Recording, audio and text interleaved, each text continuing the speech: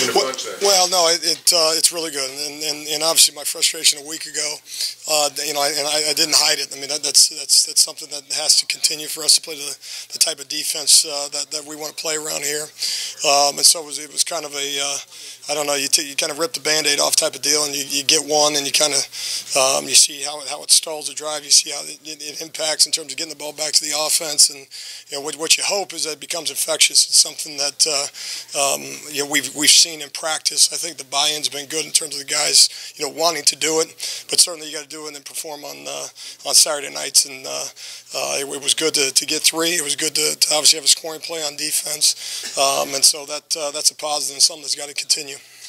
He has been a playmaker all through high school and had that rep.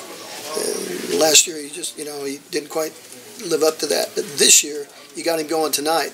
I bet you hope that well, it's got to continue, and what that stems from is doing the right things on Tuesday, Wednesday, and Thursday. He was just sitting next to me doing some radio, and he's not the only one, but that's when you win football games. That's when you earn the right to do the appropriate things on Saturdays.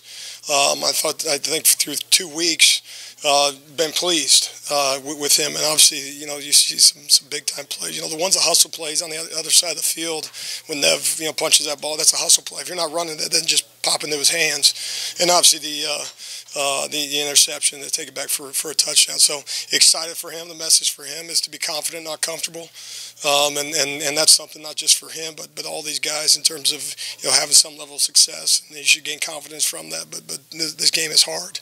This game sneaks up on you if you allow yourself to get too comfortable out there. And so that'll be the message for him tomorrow. But I'm excited for him, and I'm excited for us. We need playmakers on this defense. Coach, can you talk about the ability to play so many guys in a game like this? Well, and really as you evaluate this thing, we'll do obviously our evaluation tomorrow as we turn on the video. You kind of it's almost like you're evaluating two different games. You kind of midway through the third quarter when you got your starters in, and then past that you look at, okay, did some of these guys take advantage of the opportunity that they were given? Obviously it's always give me as many of those games as you possibly can in terms of getting. I think I mentioned last week playing 26 guys a week ago. I mean, it had to have been in the 40 range, and a lot of guys tonight having their first college snaps. There's something about doing it under the lights in the moment, and I'm sure there's some plays guys want to have back, but there's only your first time being the first time. You only get that once, and so we'll continue to critique those guys, and we'll be better for that. And in any event, I think some guys like a Jaden Davis, a freshman, and again, not his first college stab. He's kind of been a rotational guy, but making a play, and so pleased with some of those young guys, and some other guys. It'll be the wake up call that this is welcome to college football moments, and they certainly were out there as well. Getting turnovers seems to be like you could do everything right and maybe not get any in a game. You could do everything right the next game, maybe get 5. But my question is, did you do everything right or mostly right the first game, just not happen to get any? Did you feel like you did more tonight than it did?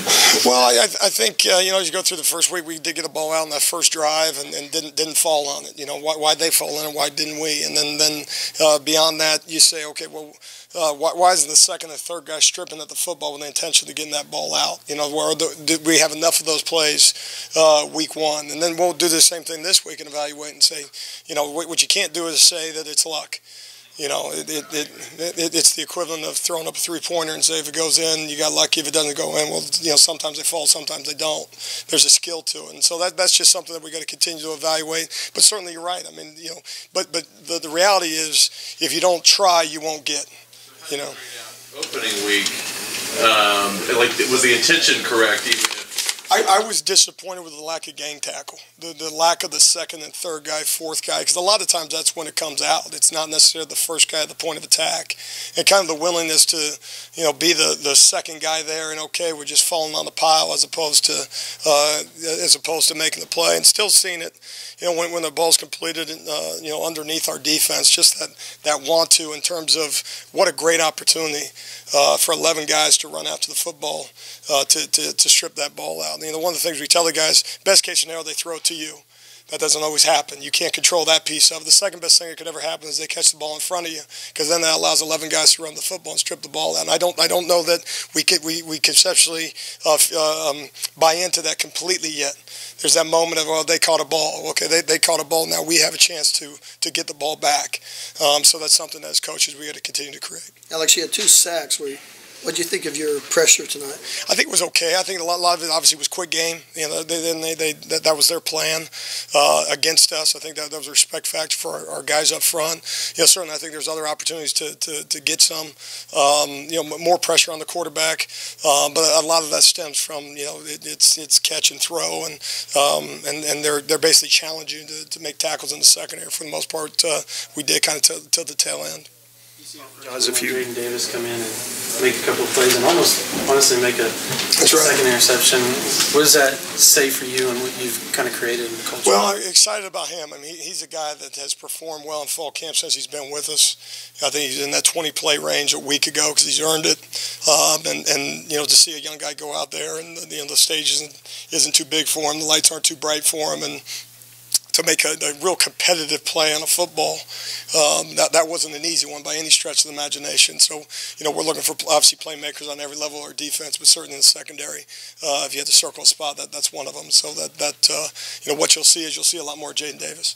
Alex, apologize if you already answered this. Last week you said you played 26 guys. Did you have a number this week? I don't have a number yet. I'll have it for you, beginning of the week. But I would suggest, somewhere in the 40 range. I mean, there's guys that spend the week on scout team that had an opportunity to get in this game. And again, that's a phenomenal opportunity for us to get those guys in. How much did you talk with Bookie before the season about just mentally, coming back, rebounding from last season? Well, I think, number one, like with all these guys, really didn't reference last season, and didn't turn it into, whether it's a positive or a negative, kind of across the board, kind of clean slate. But the thing that you see with that guy when he's dialed in, he's focused on what he needs to do and kind of leaves the rest of it, kind of the peripheral stuff, just where it belongs, not in his in his forefront of focus. He can play this game, and he can be a playmaker. And when he allows things, and he's not unique this way, this isn't a Bookie issue, but it's a real issue for college football players, is when you let things kind of affect your game, things that don't impact your Saturdays in a positive way. In fact, they can be a negative. It's something that you got to kind of mature through, and I would suggest probably in some ways there's a maturity level to that thing.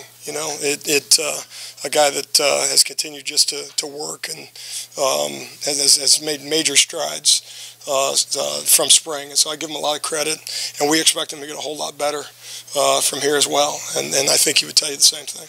Nickel position, do you find yourself tinkering with that, trying to get creative with what you can do with somebody with Bookie's skills, or do you say he has to play within this box? Well, I think the answer is yes. I think it's not just unique to that position. Can from a man coverage standpoint, from a blitzing standpoint, from a zone standpoint, that's in 2019 college football with the RPO game and run pass option stuff. That overhang guy out there to the field. There's a lot of stresses for you defensively in terms of how you use him, and as it relates to how the offense kind of tries to attack you. And so some of it is, one, our personnel, but also just kind of how offenses attempt to kind of attack you out there in space. So in any event, no, that there is some level to that continues to go on. One's pitched a shutout. Are you disappointed when the second group comes in? I'm disappointed anytime there's a scoring play, and I'm not going to stop being disappointed. I don't care who's out there, but give them credit for finding a way to get in the end zone a couple times tonight. And there's an opportunity out there for someone to make a play that obviously somehow, some way we didn't. But depth is coaching, and so we got to do a better job coaching those guys and bringing them along.